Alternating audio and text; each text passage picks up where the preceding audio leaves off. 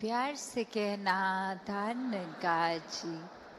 जहाँ सभी ने ये भाव संतों के श्रवण किए कि कैसे जीवन में जो एक माया से अगर जुड़ेंगे, एक सुकून अगर वस्तुओं को या परिस्थितियों को बनाएंगे तो वो बदलाव तो आना ही है। और जो आज सुकून दे रहे हैं, कल वो एक परेशानी का कारण भी बन सकते हैं। तो कैसे एक सुकून को हर समय चाहिए, तो संतों ने यही समझाया कि इस परमात्मा, इस निराकार, इस अविनाशी के साथ जुड़ना है, क्योंकि ये हमेशा से कायम दायम है और रहेगा। इसके साथ कोई बदलाव होगा नहीं। ये बिल्कुल हूबहू जैसा है वैसा ही है, वैसा ही था वैसा ही रहेगा। तो ये परमात्मा के साथ अगर हम अपना एक पहचान करके पहले फिर इसके साथ प्यार के बंधन में रहेंगे, एक इसको हर समय महसूस करते हुए, एहसास करते हुए रहेंगे,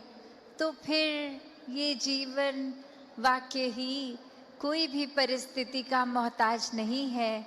फिर तो हर समय ये आनंद, ये सुकून ही जीवन में है, ये शांति, ये कामनेस, ये ब्लिस, हर समय एक यही एहसास। फिर चाहे तन स्वस्थ हो या अस्वस्थ, एक ये सुकून मन का वैसा ही कायम दायम रहेगा। तो ऐसा जीवन संतों ने समझाया है कि ऐसा जीवन जीना एक पॉसिबल है। हर एक के लिए ऐसा जीवन जीना एक मुनासिब है। तो कैसे इसको जिए? तो बात वही कि परमात्मा से जुड़ के हर समय के सुकून में रहें। और अब अगर आगे सोचें कि ये ब्रह्म ज्ञान भी जीवन में आ गया, एक निराकार के एहसास में भी रहने लगे, सेवा सुमिरन सत्संग भी करने लगे, पर एक मन का बदलाव अगर नहीं है तो फिर ये ज्ञान भी मन में नहीं टिकता। और मन से जुड़ी हुई जो पहली चीज़ आती है वो अहंकार तजना, वो एक समर्पित भाव, मन को एक अपने होने के इस एहसास से हटना होगा और इस परमात्मा के लिए हमेशा अर्पित रहना है, एक सेवा में अर्पित रहना है। तो ये सुकून यहाँ समर्पित होने के बाद जो मिलता है, तो कैसे समर्पण के साथ सुकून। तो अपने जीवन में जहाँ हम समर्पण की बात करते हैं, तो ये समर्पण कैसा समर्पण है? एक समर्पण सिर्फ ये तो नहीं कि कभी अक्सर जीवन में हम देख लेते हैं, हम कह देते हैं कि हमसे कोई सीनियर है, वो कुछ ऑर्डर्स दे रहे हैं और हम करते चले जा रहे हैं। अक्सर किसी ना किसी प्रोफेशन में देखा है, ऑफिसेज में या किसी भी सर्विस में, तो एक सीनियर का ऑर्डर मान लेना या फिर कोई अथॉरिटेटिव पर्सन, कोई टीचर, कोई और इस तरह से जो हम पे कोई बात करते हैं और वो मान लेना, वो अक्सर ये रूप उसका समर्पण का नहीं बन पाता, क्योंकि ये रूप तो वो डर से है कि वो जो कह रहे हैं वो करना ही होगा, वरना नौकरी से निकाल दिए जाएंगे, वरना फिर कोई और इस बात की रेपकशन हो सकती है। तो एक वो बात मानना वो हर प्रोफेशन में हो जाता है, पर मन वहाँ समर्पित नहीं होता। वो किसी भय के कारण या किसी और अन्य कारण से समर्पण होता है। तो यहाँ समर्पण होना मतलब एक दिल में प्रेम को रखते हुए प्रेम से समर्पित होना, ये प्यार से अपने आप को खोकर सिर्फ इस परमात्मा का होकर, ये समर्पित भाव मन का अगर इस तरह का समर्पण है तो वो मुबारक समर्पण है। तो कैसे एक अक्सर बात ये होती है कि हमने समर्पण अगर कर दिया तो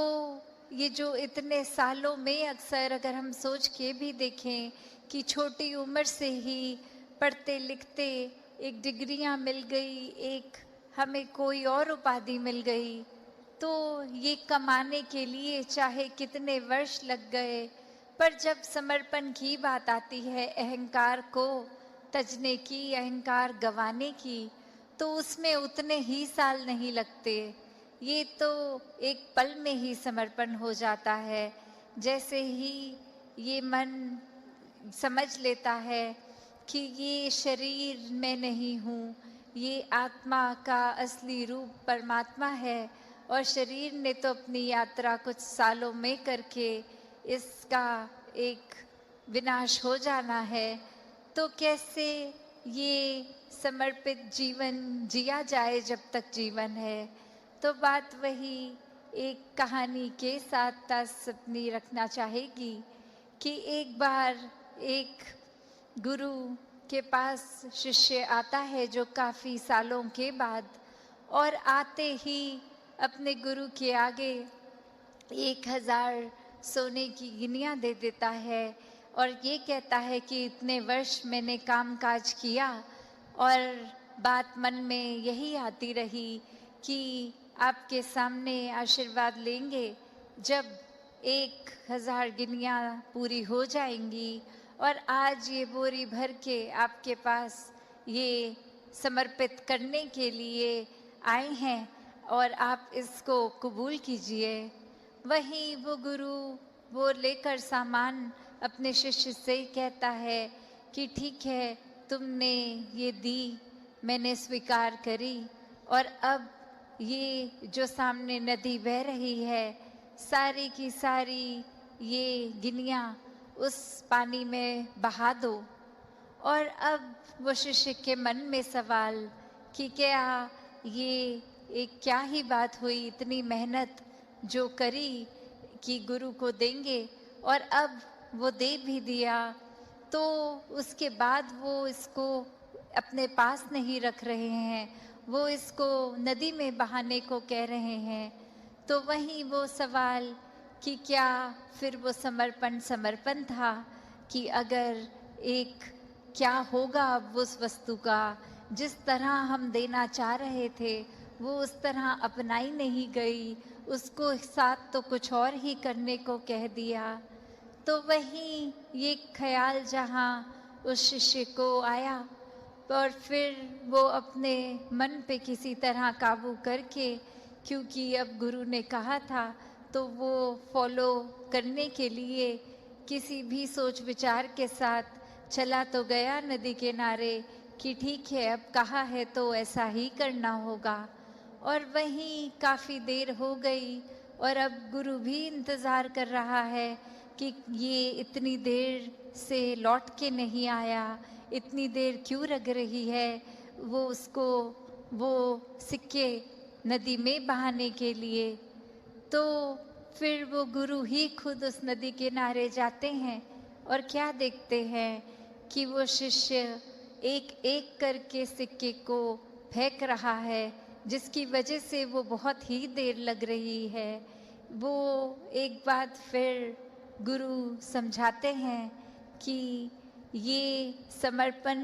करना है तो इतनी देर क्यों लग रही है, समर्पण तो एक साथ ही किया जा सकता है, पूरी की बोरी को एक साथ ही नदी में बहाया जा सकता था, तो एक एक करके क्यों, इतनी देर लगा के क्यों। तो ये कहानी में तो ये मन की अवस्था ही है कि हम किस तरह एक अपने मन को इस तरह मान लेते हैं कि कोई अटैचमेंट हो गई, कोई और कारण से अगर ये लगा कि कुछ वस्तुएं इकट्ठी हो गई हैं, कोई उपाधियां मिल गई हैं, या कहीं अपने मोहल्ले में अपने दायरे में बहुत नाम कमा लिया है, एक हमारा कुछ ओहदा, कुछ रिस्पेक्ट बन गई है, एक तरह के हम सेलिब्रिटी बन गए हैं, कुछ 2-4 लोग हमें जान गए हैं,